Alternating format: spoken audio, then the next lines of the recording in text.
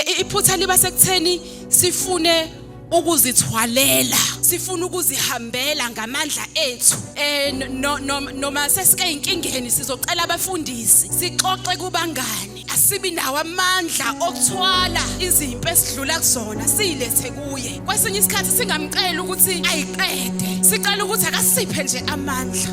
Enye inkinga yethu ukuthi asinayo icloset, ayikho indawo esihlangana nayo noNkulunkulu kuyona. So the book of John also ithi inceku ayinkulu kunenkosi yayo. Akukho ke wena ozodlula kona uJesu angadlulanga kona, kodwa uNkulunkulu usiqinisile. Ngeke ngithi zonke izinto esidlula kuzona, zonke izimpi esidlula kuzona, uNkulunkulu uqala yiwe. Bona ukuthi uzokhona ukukumanage lokho.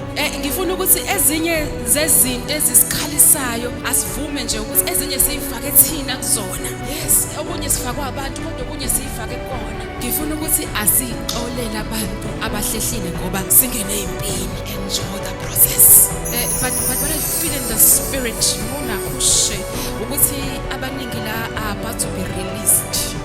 Kunama weights asehlale kakhulu phezwenu. I hear the spirit of God ethi abanye ama weights uyabasuse emahlombe abo. uNkulunkulu is attending to issues right now. Let us pray.